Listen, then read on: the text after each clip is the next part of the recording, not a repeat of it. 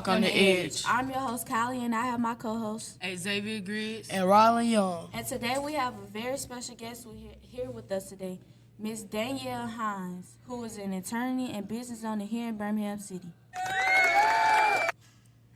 Hi, Mrs. Hines. Can you tell us a little bit about yourself? Absolutely. Well, thank you so much for having me this morning.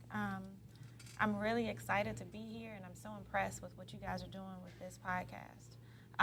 A little bit about me. I'm a native of Washington, D.C., born and raised there. Decided to go to law school here in Alabama and graduated from Miles Law School in 2010. Became a licensed attorney in 2011. And before that, when I was about 17 or 18 years old, I decided to join the military. So I've been in the military now about 24 years. I'm a captain in the Alabama Air National Guard. And aside from that, I own a couple commercial properties here in Birmingham. And I also started a co-working space called CREED63. I know that's a lot to digest, but I'm glad to be here and answer any questions you guys have. I have a question. When you were younger, what inspired you to be what you are now? Oh, wow.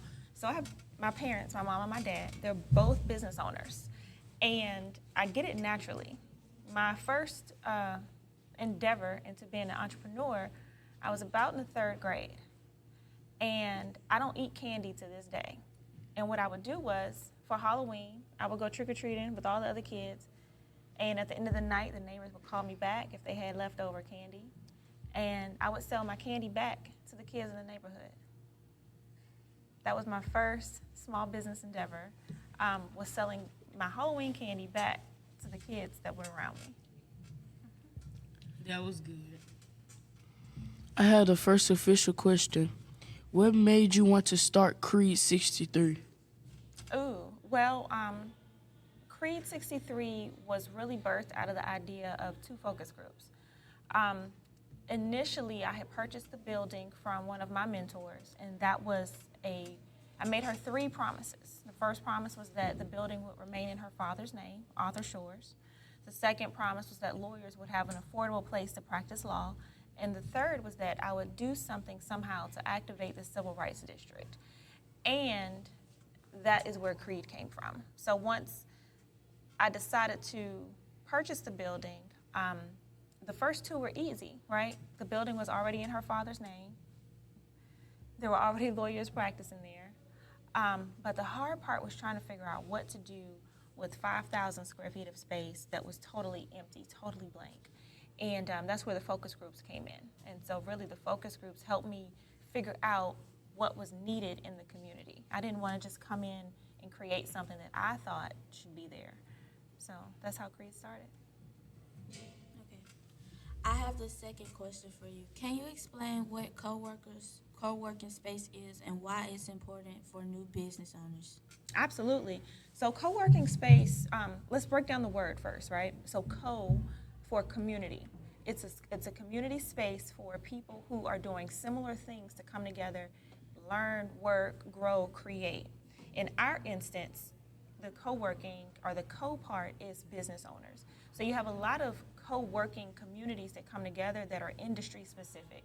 So if you go to some other cities, some of the co-working spaces are not just for business owners. They might be for creatives, for chefs, for people in retail, certain specific niches of business.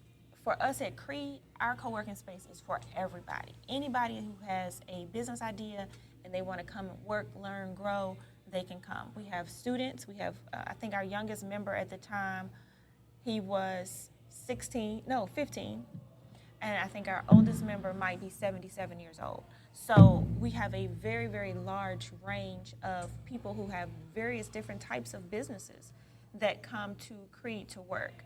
And so essentially, it is a collaborative workspace. So you could be sitting next to somebody who is a photographer, and they're sitting next to an accountant, and you might be an architect, or you might be someone who has their own catering business.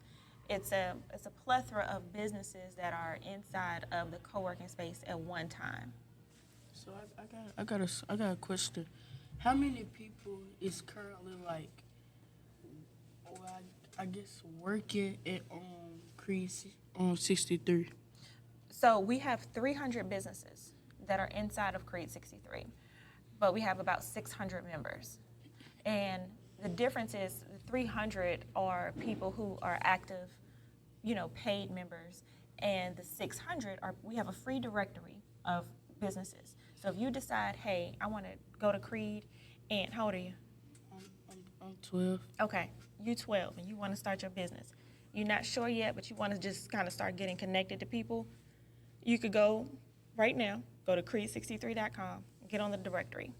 Let's say you're going to host a birthday party for somebody in your family and you need a caterer. Well, now, since you registered for a free account, you can go into the directory and you can find a caterer, you can find a photographer, you can find a balloon artist, you can find anybody that you need to help you put on your event. Or you, for example, how old are you? 12. Let's say you're doing something and you decide you want to start your own podcast. Well, you need somebody for marketing. You need an accountant. You can log in, create your free account on the directory. Anybody can access the directory for free. So that's where we get that. That's why that number is different between the 300 and the 600, because we have about 300 additional people who might just be interested in the directory, but we have 300 paid members. Okay, I have the third question also. We've learned that CREED stands for Community Resources, Entrepreneurship, Education, and Development. Which of these do you think is most important for young people to focus on? That's a good question. I'm going to have to go with education or development. And the reason why is because when we say young people, right, I consider myself to be a young person. So it kind of depends on where you are, right? But education at its foundation for anything is the foundation of it, right? I wouldn't expect you to just start your business or another podcast without you having some type of education, right? You can just jump straight into it, but it would be really hard. And I think for a lot of people, it would, jumping into things without the education that you need, or at least a little bit of research, right? So, and when I say education, I'm not talking about, you're sitting down, you're going to class and X, Y, and Z. I'm talking about you having that foundational knowledge, and that's really what the education piece is. So it's saying, hey, if you quit your job at 12 o'clock in the afternoon, right? Let's say you're high school, college, you're working, and you decide, you know what, this is not for me. I want to start my own business. At 12 o'clock in the afternoon, if you quit your job, you should be able to go to a place and say, hey, my name is such and such, and I want to start a small business. At that moment, the first thing we're going to do for you is ask you questions and then help you get the education you need to be able to get that business going. We're going to connect you, though, with the community, right? We're going to look at developmental opportunities, and then we're going to focus on the entrepreneurship of what you want to do, because you got to know what you want to do first, right? You can't just jump out and start a business without having some of those fundamental things in place. Yes, ma'am. I had a next question. What's your favorite part about running CREED63? The people. The people. We have,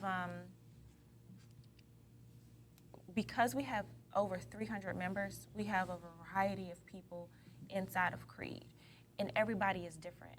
And we have this didn't happen on purpose in terms of the environment that's been created, but we've created a really supportive and inclusive ecosystem to where the small business owners, they are collaborating with each other without us being involved or without us even knowing about it. And I think that's beautiful, because that is creating authentic relationships. If you need something, you don't know this guy right here, but y'all have just been seeing each other in the space and just speaking to each other. All of a sudden, now y'all are friends. Now y'all are working together. So the people. I got a question. What are some of the big name, some of the most famous people that has won in the CREED63? Well, we have some that are really, when you say big names, we have some businesses that are very popular. I don't want to shout out any one particular business, because it's 300 of them and they're all great. But I will tell you this. When I talk to my staff about, I have a phrase that I use. I say, we do everything in the spirit of excellence. So any and everything that we do, I tell them, make sure that we're doing it to the best of our capability, right? Because we're supporting those 300 other businesses. And in those 300 other businesses, We don't know who's the next Amazon, the next Ship, the next Target, the next, big publisher, the next large accounting firm.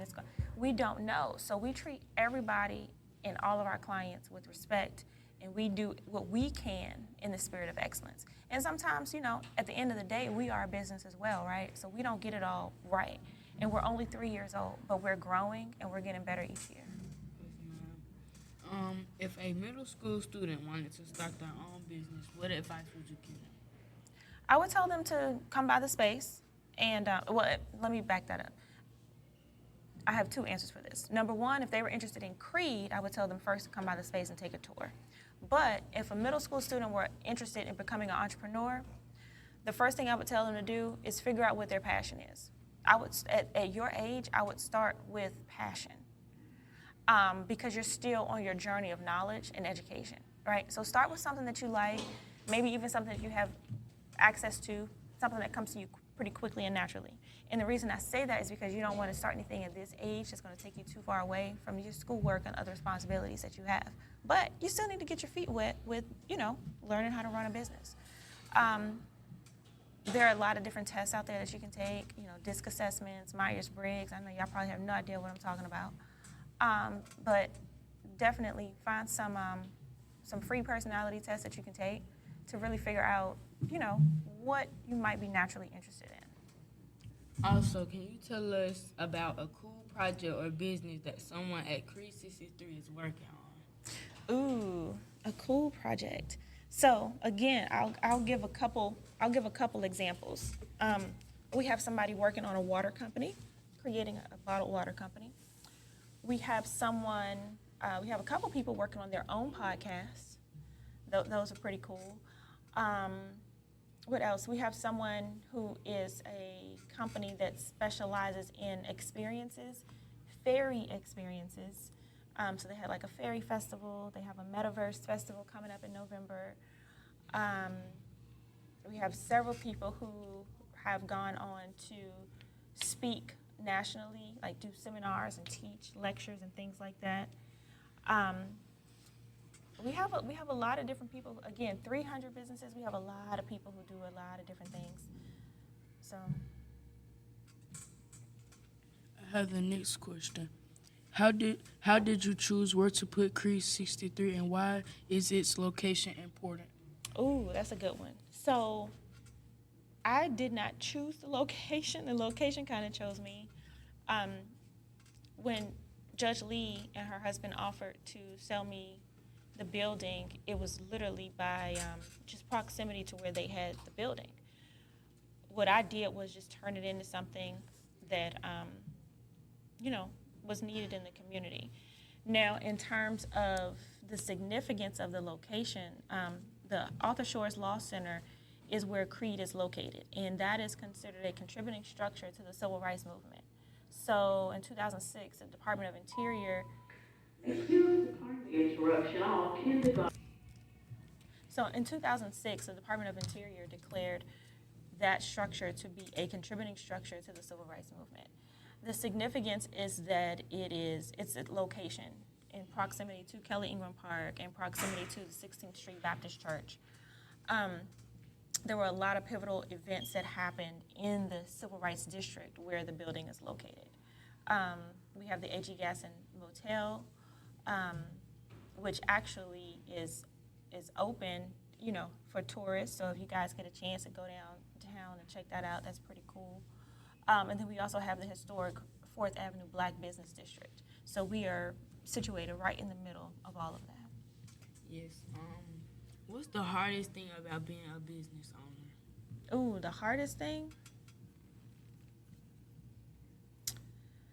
There are a lot of challenges that come along with being a business owner. And I could go on and on about, things that I've learned. But I would say the hardest thing is access to capital, funding and funding issues, because you have so much that you want to do, but you only have so much money that you can probably do things with. So funding is always a huge issue for small businesses. So I got a question. Like, what Do y'all get a percent of the people's money? Like, do y'all get a percent of the people's money? Or y'all just, how do y'all make y'all money? Oh, that's a great question. So our lowest membership starts at $39.99, and that is for a virtual office, okay? And to answer your question, no. So we offer reservable resources, but all those hours come with your membership. So you can have a class, a seminar, or something there for one day, and we don't take any of your money at all. It is you just strictly using the hours that you already given inside your membership. And people do that all the time. There's classes and seminars happening that we don't even know are happening inside the building. The only time we do have an event space now. So our event space is for members only, so you have to have a membership at CREED in order to get the membership. But we also have a community membership. So like, let's say, for example, you want access to, it's called Canvas on 5th. If you want access to Canvas on 5th, our event space, then you have to have a membership. But if you don't have a business and you still want access, we have a community membership that's like a cheaper tier to be in, and it gives you access to that. But we have a lot of people who have events. We've had people who've had birthday parties, all types of things in our event space next door. Whereas inside of CREED itself, most people have like business meetings, board meetings, that type of thing. And some people do paid seminars, but we don't take, if you charge $20 for a class or seminar and you have 50 people that show up, that's your money. We don't take that. We want to see the businesses grow. Okay. I have the second to last question. If you could have any superpower to help run CREED63, what would it be and why?